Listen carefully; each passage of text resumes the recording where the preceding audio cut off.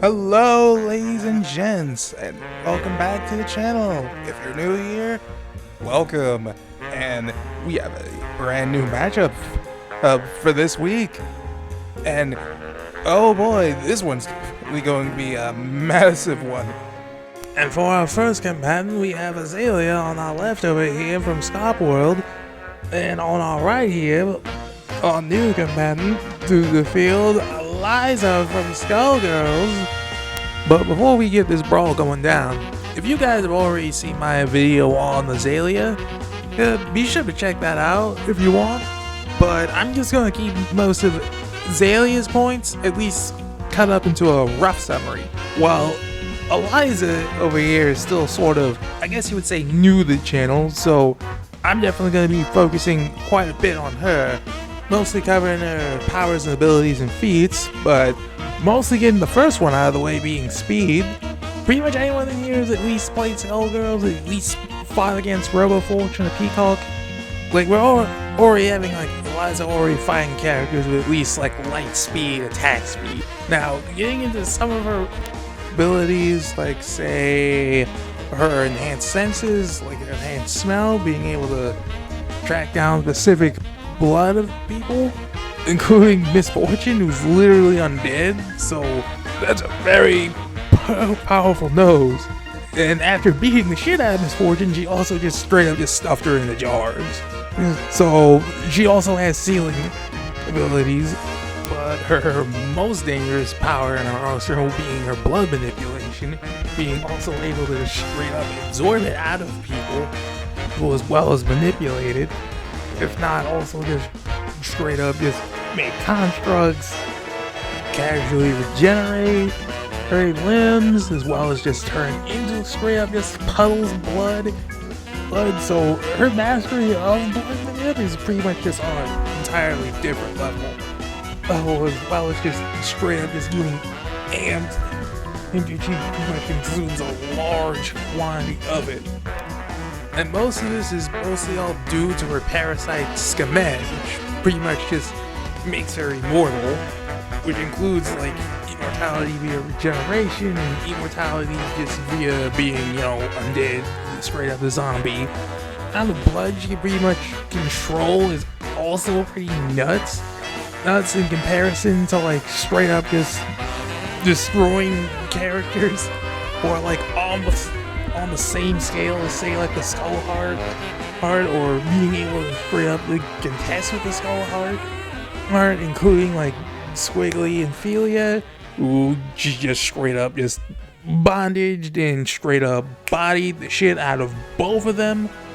And if you guys have already been on my channel long enough, you kind of already know, starting to notice some patterns, some certain type of patterns with the powers and abilities. But hey, if you're smart enough to guess what it is hey, that's a big cookie for you. Whew, where was I? But getting back into, say, her powers and abilities, yeah, her most insane feats with, say, her blood construct, that would pretty much be in like her straight up ending, where she just straight up just goes after the straight up fucking Medici building, which, by the way, this thing is like 114 stories tall. For most of my mobile game players who've played Skullgirls on mobile, yes, this is a fucking huge ass building. So this is a very big ass kaiju-esque threat. And like your average house cat knocking shit over, yeah, I would definitely not want to be in or near the Medici building when he's pretty much going on a straight up rampage. Especially given that this same kaiju was also a straight up contested ass threat against a literal skull heartless Marie, who even without the skull heart is still able to straight up be considered a threat. And this same Marie with the skull heart was straight up just casually able to just straight up toss this entire whole ass building at a fucking blimp. Like hundreds of fucking meters in the air. Just straight up took that motherfucker, chucked it like a football, barely scratched that blimp, but just straight up kerdunked straight into the lake. That's pretty much all I have to like really say on Eliza.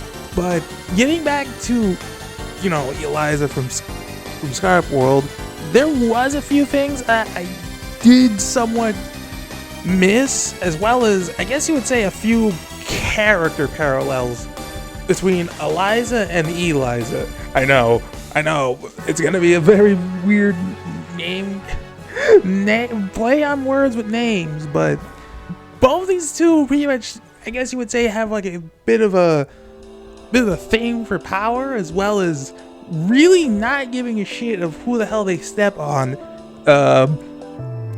Pun entirely intended. I swear that step on me pun was definitely intended. But another thing about X energy, this stuff can also be just straight up stored in quantum format. So Eliza pretty much being able to absorb energy can also be straight up just layered up onto a quantum level, which that's pretty damn strong.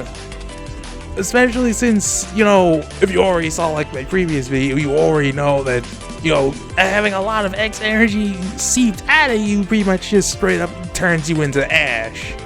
If not even worse, just straight up destroys you on a quantum level, I guess.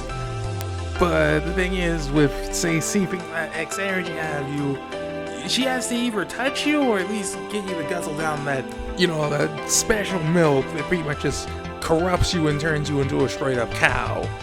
Again, that milk is very potent and can definitely just end the battle, especially if things get I guess you would say close quarters, you know. But hey, I can't say, you know, I can't say it, you know, YouTube would definitely slap me for, you know, calling it anything else but, you know, the beast of two backs. But if I had to like objectively like look at this battle in like either scenario of like equal stats, unequal stats, if this was like an unequal stats battle, this battle is already at least like a massive stomp in like Skarpworld Eliza's favor, just due to the massive AP difference and speed difference, with Skarpworld Eliza's speed difference either being like, you know, straight up just 5 times difference at bare minimum, practically making this like an almost straight up speed blitz.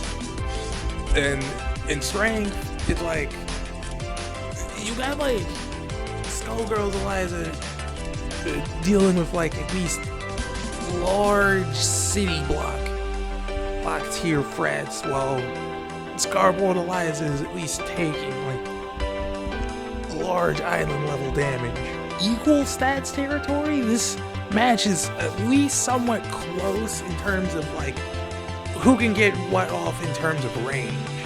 If Skullgirls Eliza is pretty much like too close, it's like unless she can pretty much drain the blood out of Skarpworld Eliza, it's like the moment things get a little too physical, it's like, nah, she gets like most of the energy just sapped out of her like way harder and way more harsher than what she could pretty much sap out of Eliza. Now, in terms of like the range of like her blood manipulation, she does at least somewhat have an advantage, even if this like takes place in like the air. But still, even in that, I'd still have to give it to like Skarpworld Eliza with like at least mid difficulty, because even though like Skullgirls Eliza would be definitely somewhat hard, since you know she's able to just casually turn into blood, at least have some form of intangibility. But Skarpworld Eliza would definitely also use like a whole lot of stuff up that either or counters what Skullgirls Eliza has, or just does what she has but definitely better. But yeah, I definitely have to give this to like Skarpworld Eliza, like very close mid-diff. But if you guys have like any comments you want to leave in the comment section, any future ideas, be sure to leave those down in the comment section. But until next time, see you guys later.